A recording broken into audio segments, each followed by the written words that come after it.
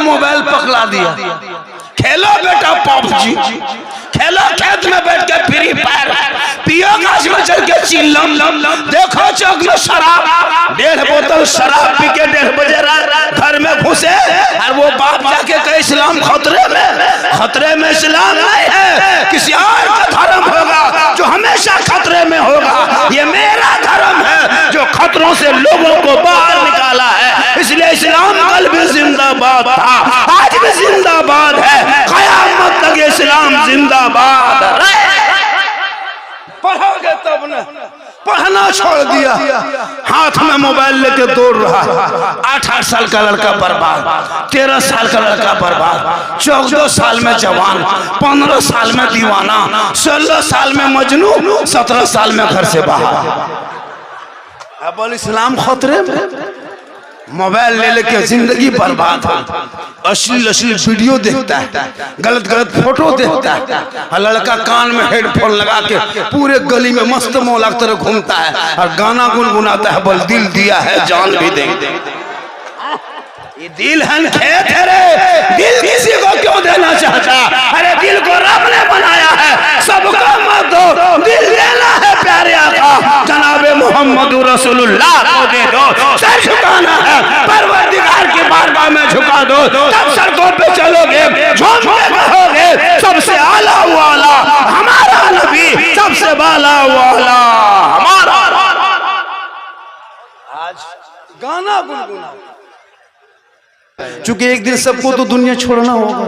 अरे दुनिया सबको छोड़ना है, यहाँ जितने बैठे कोई बचोगे, सबको मरना होगा, एक भी नहीं बचेगा। वो लोग खड़ा है, वो लोग भी मरेगा, हम लोग कुर्सी में, हम लोग भी मरेंगे, ये बाजा वाला भी मरेगा। क्या लगता है बाजा वाला बचेगा? ये भी मरेगा, कोई नहीं बचेगा, सबको मरना होगा, दुनिया छोड़ना होगा, कफन ओढ़ना होगा, खाट में सोना होगा, कब्र में जाना होगा, हिसाब देना होगा। जमीन के ऊपर काम अच्छा होगा, जमीन के नीचे आराम अच्छा। जब पूरा मजमा हाथों को उठा के कहें या रसूल अल्लाह, जोर से कहे या रसूल अल्लाह, या अल्लाह 2 बजे रात के बाद जिन जिन लोगों ने दोनों हाथों को उठाया, मौला हाथ उठाने वालों को मक्के मदीने के मुसाफिर बना कयामत। अब जो लोग नहीं उठाया होगा वो मन में सोचता होगा या अल्लाह झारखंडी बाबा ने तो दुआ दे दिया, हाथवा ना उठा सके, हम ख्याली में रह गए, अगर एक चांस दे देता तो बहुत अच्छा होता, तो एक चांस से क्यों मांगिएगा, एक चांस ले लीजिए। पूरा मजमा कहें या रसूल अल्लाह, या अल्लाह हाथ उठाने वालों को मक्के मदीने के मुसाफिर बना, उनसे पहले मोहल्ले के मस्जिद के नमाजी बना। अरे नमाज पढ़ते हैं कि नहीं पढ़ते? अरे नमाज पढ़ते हैं, अरे जुमा पढ़ते हैं कि नहीं हो? जुमा कितना नहीं पढ़ते? हाथ उठाइए, जुमन मियाँ सब उठाए, सब जुमन मियाँ। नमाज पढ़ो मेरे दोस्त, और फिर नमाज आप पढ़ते क्यों नहीं, उसके कारण है। सुनो, लोग कौन गाड़ी चलाने जाता है? जो गाड़ी चलाने में एक्सपीरियंस होता है उसको लगता है कि हम गाड़ी चलाएंगे, जो नहीं चलाने जानता उसको चलाने दे दोगे तो एक्सीडेंट कर जाएगा। तो नमाज जो पढ़ना जानता है ना, उनको लगता है कि कब हम नमाज पढ़ें, कभी कज़ा भी हो जाए, कभी छूट जाए तो उसका दिल घबराता है, और जो वो जानबे नहीं करता है उसका क्या मन करेगा। अब आप लोग नमाज क्यों नहीं पढ़ते? आप लोग पढ़ना सीखे नहीं। जिस दिन नमाज पढ़ना सीख जाओगे आपका दिल धड़केगा, अजान के टाइम में दिल धड़केगा, लेकिन नहीं धड़कता। क्यों? आप सूरह फातिहा जानते नहीं, तहियात याद किए नहीं, दुरूद शरीफ पढ़े नहीं, दुआ कुनूत देखे नहीं, दुआ मसरूआ याद किए नहीं, आयतल कुर्सी सीखे नहीं, मस्जिद में बैठे नहीं, मदरसा में घुसे नहीं, अली बाता खुले नहीं, अम्मा पारा छुए नहीं, असल कुरान पढ़े नहीं, कुरान कभी लिए नहीं, तो आप कैसे नमाज पढ़ोगे? सोचो, आप जैसे जुम्मा ही पढ़ते हो तो कैसे पढ़ते हो? बगैर पढ़े जो नमाज पढ़ लेते हो, ये हैरत की बात है। या तो आप नमाज में मजाक करते हो या फिर आप कुछ जानते नहीं हो।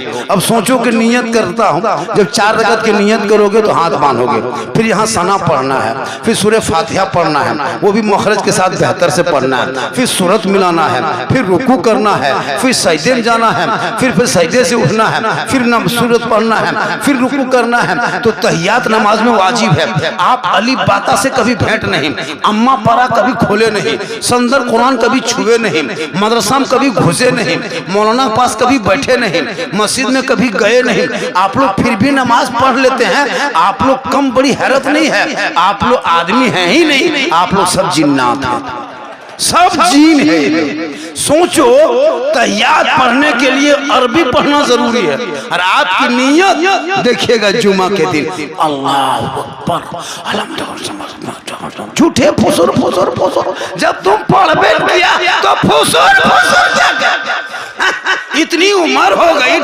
50-55 साल उम्र हो गई, सलाम फेरेगा हजरत, अरे बाप लता मक्का देख रहा है, झूठे मूठे।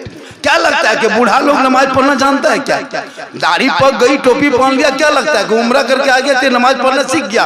जब तक बचपन से नहीं सीखोगे, जवानी में नहीं सीखोगे, बुढ़ापा दाढ़ी तो लोग देखता कि इतनी लंबी लंबी दाढ़ी, सफेद सफेद दाढ़ी है, वो टोपी, वो सादा सादा कुर्ता पजामा, तो अब वो जिंदगी वाली बात नहीं पढ़ा, वो नमाज कैसे पढ़ेगा? इसलिए अपने मोहल्ले के मकतब में पहले बेटा बेटी को पढ़ा दो, तब तेरा बेटा बेटी पढ़ेंगे, मस्जिद जाएगा, सजदा करेगा, जलसे में आएगा, अमल करेगा, उलमा को देखेगा, कदर करेगा, माँ बाप के पास रहेगा, खिदमत करेगा, कुरान को रखेगा, तिलावत करेगा, समाज में बैठेगा, इंसाफ करेगा।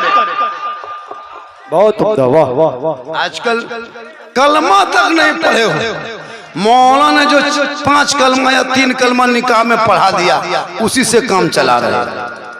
आज तक कलमा नहीं पढ़ पाता। शादी में नहीं देखते हो, दूल्हा खर्चा करेगा, 30-30 गाड़ी लेके बेटी बाप घर जाने वालों, सोच के देखो, बेचारा बेटी बाप तुमको 3-4 लाख दिया, वो रिश्वत का पैसा तुम लिया, लेके तुम खुद खाया, अपने बाप को खिलाया, हाजी साहब को खिलाया, इमाम को खिलाया, मोहल्ले के कारी साहब को खिलाया, 5-5 लाख बेटी बाप से मांग करके और 30-30 गाड़ी लेके जा रहा है, और फिर बेटी बाप के घर में 30-30 गाड़ी में, सोचो एक गाड़ी में 6-6 आदमी, 7-7 आदमी, बेटी बाप बेचा खेत बेच के, बकरी बेच के, धान बेच के तुमको दिया, फिर बेटी बाप के यहाँ जितना गांव के भूखा नंगा भिखमंगा फकीर सबको उठा के चल दिया। चलो बेटी बाप के घर में अलुआ भुंजिया खा के गया, और वहां बैठ के जाके कहेगा हड्डी पीस है, हड्डी पीस। ये मुसलमान तौबा कर, बेटी बाप से जो रिश्वत 2-4-5 लाख मांगते हो, या फिर बुलेट मांगते हो, या 4 व्हीलर मांगते हो, ये रिश्वत है, रिश्वत। और रिश्वत को इस्लाम ने हराम करा दिया है। बगैर मांगे बेटी बाप अगर जहाज दे दे तो ले लो, लेकिन पहले बाप को कहो हवाई अड्डा बनवा लो। मांगना हराम है, लेना हराम। लेकिन आजकल इतना खतरनाक, अलुआ भुंजिया खा के घर से गया, और वहां बेटी बाप घर कहेगा हड्डी पीस है, हड्डी पीस। मुसलमानों तौबा कर, औलाद को पढ़ा। वो बेटा कहेगा बाबा मैंने नबी के नाम पे जलसा सजाया था, जश्न ईद मिलादुन नबी मनाया था, जुलूस मोहम्मदी में सड़कों पे चला था, हाथ में झंडा लेके ऐलान करके कहा था कौन देता है देने को, मुंह चाहिए देने वाला है सच्चा हमारा। इसलिए इस जलसे में आज एक पैगाम, ज्यादा नहीं, सिर्फ 5 लड़का, इस जलसे में 5 बेटा का बाप या फिर बेटा खड़े होके कहे ऐलान करके बाबा हम बेटी बाप से मांगेंगे नहीं, बगैर मांगे जो दे देगा तोहफा समझ के ले लेंगे। अगर आज के जलसे में एक आदमी खड़ा होके कह दिया कल मेरी तकरीर मधुबनी में होगी, परसों फिर मुजफ्फरपुर आएंगे, फिर नरसों चकिया मुजफ्फरपुर में रहेंगे, ये पूरे क्या कहते हैं बिहार में ऐलान हो जाएगा कि एक जगह गए थे प्रोग्राम में, क्या नाम है गांव का, भिखनपुरा गए थे, वहाँ के जलसा में मजार शरीफ के नाम का बाबा के नाम का जलसा था। वहाँ एक या 2 नौजवान ने हाथ उठा के कहा था बाबा हम बेटी बाप से मांगेंगे रिश्वत नहीं, खुशी से वो अगर 2-4 बस दे दे, 2-4 ट्रक दे दे तो ले लो, 2-4 करोड़ दे देते लो लो। कोई एक लड़का खड़ा होकर कह सकता है, कोई ऐसा एक मर्द है, एक मर्द ज्यादा नहीं, एक लड़का चाहिए, एक नौजवान, कोई ऐसा एक नौजवान है, खड़े हो जाओ। आपकी शादी नहीं हुई, हो गई, आप अपने बेटे के शादी में नहीं मांगोगे, क्या नाम हो गया, गुलाम नबी, देखिए नबी का गुलाम के सबूत दे दिया। कहाँ के रहने वाले हैं? यूपी के रहने वाले, यहाँ के नहीं। हम सोच रहे कि यहाँ के भिखनपुरा कौन इतना हिम्मत कर लिया कि खड़ा हो जाए। हम तो सोचे भिखनपुरा में इतनी हिम्मत वाला कौन हो गया। कोई भिखनपुरा का आदमी एक है, कोई एक आदमी कोई खड़ा हो सकता है? अरे ये पैगाम एक का बूढ़ा, एक चचा उधर है, देखिए एक आदमी है, वो बेटा शादी करेगा या पोता करेगा नहीं लेगा। 2 आदमी हो गया और 3 आदमी चाहिए, एक आदमी हम हो गए, देखिए 4 आदमी। क्या हो गया नाम बेटा? मोहम्मद हैदर अंसारी। लोग बेटी बाप से लेना हराम नहीं है, मांगना नहीं लिया है ना। अरे शादी हो गई तुम्हारी, अरे जो नहीं किया उनको बोलने खड़ा हो जाए। चलिए आपने नहीं लिया, अच्छा काम किया है, अल्लाह ताला आपको और मजीद तरक्की अता फरमाए। एक आदमी देखिए आजकल हजरत पटाखा लेके जाता है ना, डीजे लेके यहाँ चलता है क्या? डीजे वगैरह इधर नाचता है? डीजे चलता है? डीजे अगर लेके जाओगे, पटाखा लेके जाओगे तो ये नबी की सुन्नत के साथ तुम मजाक करते हो। काश तेरा बेटा पढ़ा लिखा होता तो बेटा कहता बाबा करबला के मैदान में इमाम हुसैन ने अपने बेटे को 18 साल की उम्र में सर पे सेहरा बांधा था। पता 18 साल उम्र इमाम हुसैन के बेटे अली अकबर की थी। 3 दिन का भूखा प्यासा था, मैदान करबला में उतार दिया घोड़े पे सेहरा बांध के। आगे बढ़ा यजीद की खड़ा था, 22,000 फौज के बीच में 18 साल का जवान बेटा 3 दिन के भूखे प्यासे मैदान में उतरा। उतरने के बाद तलवार चलाते गए थक गए। 19 यजीदियों को कत्ल किया। कितने यजीदियों को? 19 यजीदियों को कत्ल करने के बाद इमाम हुसैन का लड़का वापस आया। अली अकबर आके वो बाबा हुसैन के सामने खड़ा हुआ, कहा बाबा अब मुझसे तलवार नहीं चलाया जाएगा, अब मेरी सांस रुकने वाली बाबा, अब मुझे नहीं लगता कि मैं तलवार चला सकूं। 3 दिन के भूखे प्यासे बाबा, थोड़ा सा पानी होता ना, थोड़ा सा पानी होता, इन यजीदियों को जहन्नम पहुंचा देते। गौर करो भिखनपुरा के मुसलमानों, 18 साल का जवान बेटा, 56 साल बाबा हुसैन की उम्र, 10वीं मुहर्रम जुमा का दिन, 61 हिजरी प्रदेश वतन समी गरम दुश्मन प्रदेश में है, लेकिन पूरी दुनिया हैरत में। इमाम हुसैन ने अपने बेटे को देखा, कहा बाप बेटा तूने अपने खेमे में नहीं देखा, तेरी फूफू ज़ैनब कई दिन से प्यासी है, तेरी बहन सकीना कई दिन से भूखी प्यासी है, तेरी माँ शहरबानो दम घुटने पे लगी है, तेरा भाई अली असगर अरे मेरे गोद में दम तोड़ दिया। कहा बाबा मैं पानी नहीं मांगता, चंद कतरा होता, इन यजीदियों को पलट देते।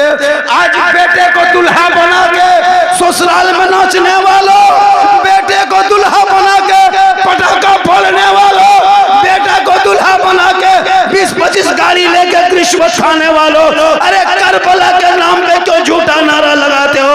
18 साल के बेटा अली अकबर ने बाबा हुसैन के सामने खड़ा होके कहा था बाबा चंद कतरा पानी होता ना, इन यजीदियों को पलट देते। इमाम पाक फरमाते बेटा मैं भी तो 3 दिन से पानी नहीं पिया, इन दुश्मनों ने नारे फराक पे कब्जा कर लिया, इस कदर सख्त सिपाही बैठा दिया कि मेरा बेटा अली असगर हाथ में हथेली में दम तोड़ दिया। ए बेटा तेरा भाई ज़ैनुल आबिदीन है ना, कई दिन से बीमार है, खेमे में कर्रा रहा, लेकिन तूने अपने बाप से जब पानी मांग लिया, हम तेरी प्यास ना बुझा सकेंगे। दुनिया कहेगी देख हुसैन ने अपने बेटे की प्यास भी ना बुझा सका। ए बेटा मेरे करीब आ जा। बेटा करीब आ गया। कहा बाबा करीब आ चुका हूँ। कहा बेटा और करीब आ जा। कहा बाबा बिल्कुल करीब आ गया हूँ। कहा बेटा अपनी जबान को खोलो, मेरी जबान खुली है ना बेटा, अपनी जबान से मेरी जबान को चूस लो, अपनी जबान को मेरी जबान पर रख दो। इमाम हुसैन 56 साल का बाबा हुसैन है, 18 साल का बेटा अली अकबर है। दुश्मन के बीच में मैदान करबला में एक बाप अपने बेटे की जबान को चूस रहा है प्यास बुझाने के लिए। थोड़ी देर के बाद इमाम हुसैन फरमाते ए बेटा बोल कैसा लगा? कहा बाबा थोड़ी थोड़ी प्यास बुझ गई है। कहा थोड़ी देर और मेरी जबान को चूस लो बेटा। फिर कहा बाबा अब बेटा कैसा लगा? कहा बाबा और प्यास बुझ गई है। इमाम पाक फरमाते मेरे लाल थोड़ी देर और मेरी जबान को चूस लो। जुबान बाबा की भी सुखी हुई है, जबान बेटे की सुखी हुई है। बेटे की बाप की जबान को इमाम हुसैन के बेटे अली अकबर ने चूसा। बाप ने कहा बेटा अब कैसा लगा? कहा बाबा अब मेरी प्यास बुझ गई है। इतना सुनना था, इमाम पाक फरमाते बेटा मेरे लाल सुन,